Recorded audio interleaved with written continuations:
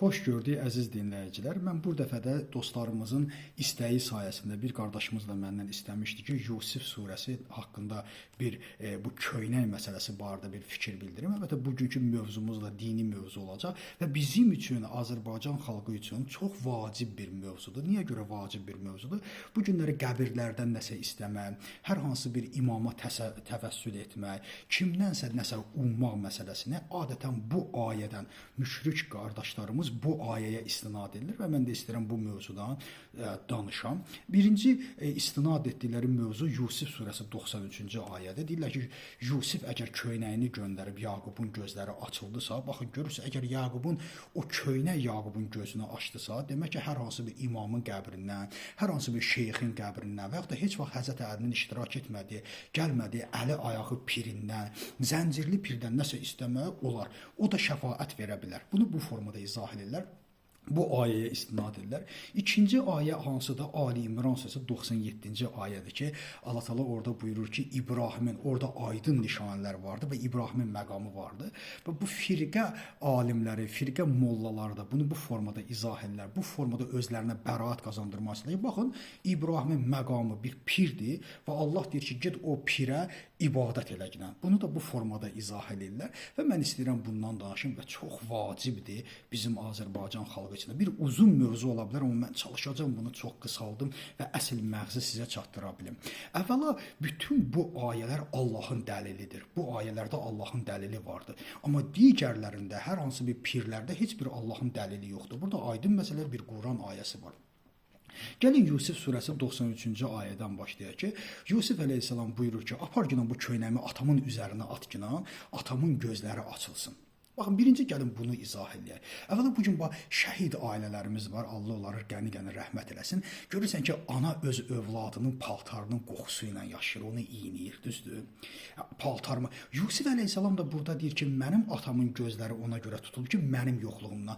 Bu köynəyi apar, bu köynək Peyğəmbərdən ona əmanətidir. Bu köynəyi apar, onun üstünə at ki, o onun qoxusundan artıq Yusifin yaşadığını hiss eləyəcək və onun gözləri sağalacaq. Burada əlbəttə ki, bir əlamət vardı, burada bir nişanə vardı. İkinci ayədə, 94-cü ayədə gör nə deyir? Deməli, Yaqub əleyhissalam bildirir ki, əgər siz mənə dəli, axmaq deməsəz, deyərəm ki, Yusifimin ətri gəlir. Baxın, bu ikinci 94-cü ayə, 96-cı ayə, yəni mən burada nə dedim? Bütün bunlarda Allahın dəlili vardı. Amma bu insanlar, bu müşriklərin dedikləri hər hansı bir mollanın dəlilidir. Bu Allahın dəlilidir.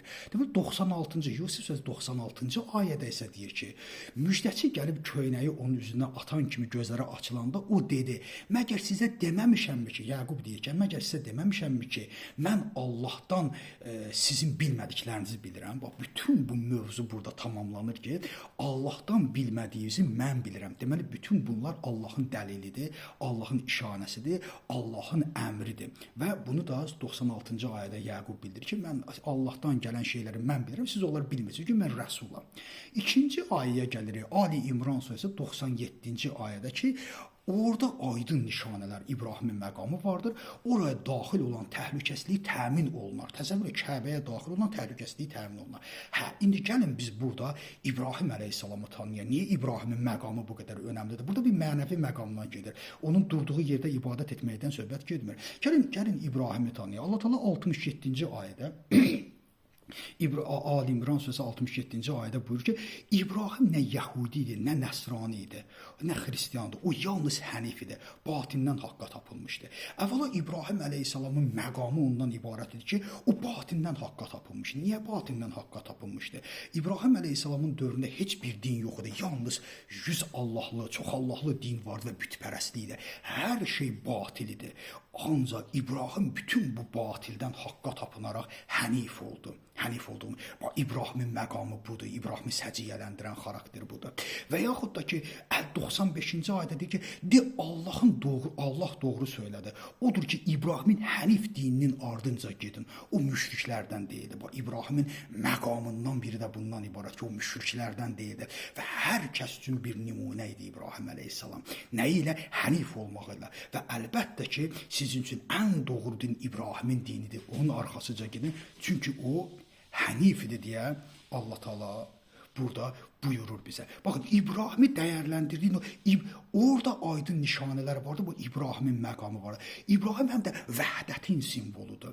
Ona görə Allah Taala buyurur ki, ora daxil olun, yəni Kəbəyə daxil olun, ora təhlükəsizdir. Çünki İbrahimin vəhdətin rəmzidir. İbrahim nə xristian idi, nə yəhudi idi. O vəhdətin rəmzi idi. Ora daxil olanın heç bir firqəsi yox idi. O yalnız hənif idi. Bax, ona görə İbrahim əleyhissalamın məqamı və oranın nişanəsi məhz İbrahimin məqamıdır. İbrahim orada durduqda gəlib onun yerində Allah Taala nə deyir? İbrahimin durduğu məqamda, yəni o mənəvi məqamda Allaha ibadət elə, Allaha tapıncına, batindən haqqa çevir. Niyə? Çünki İbrahimin nişanəsi batindən haqqa çevirməkdir. Ona görə bunlar Allahın dəlilləridir. Amma bu günlərə hər hansı bir imamın qəbrindən nəsə ummaq biri dedikdə, orada Allahın dəlili yoxdur. Orada hər hansı bir mollanın dəlili var. Orada molla pul qazanmaq istəyir. Bilirsiniz ki, bu günləri orada və yaxud da İran ərazisində olsun, Azərbaycan ərazisində olsun, hansısa pirlərdən pullar yığılır, kimisə villasının tikilməsi üçün. Burada imamı buna dəxli yoxdur. Həzrəti Hüseyn əleyhissalam mı demişdi onun günbəzini qızıldan eləyin? Əgər Həzrəti Hüseyn əleyhissalam sağ olsaydı, o günbəzin qızılını əridib ac olan Kufə əhlinə, Kərbəla əhlinə verərdi. Çünki Həzrəti Hüseyn əleyhissalam belə bir şəxsdir. Və yaxud da ki, Həkimə xanım nə bilsin ki, gəlib onu ziyarətgahında bir bütxana çevirəcəklər, ora pul yığacaqlar, kimlərsə villa tikəcək. Onlar buna hazırmı? Və ya da Məşhəddə olan kimlərsə yuxu yozur.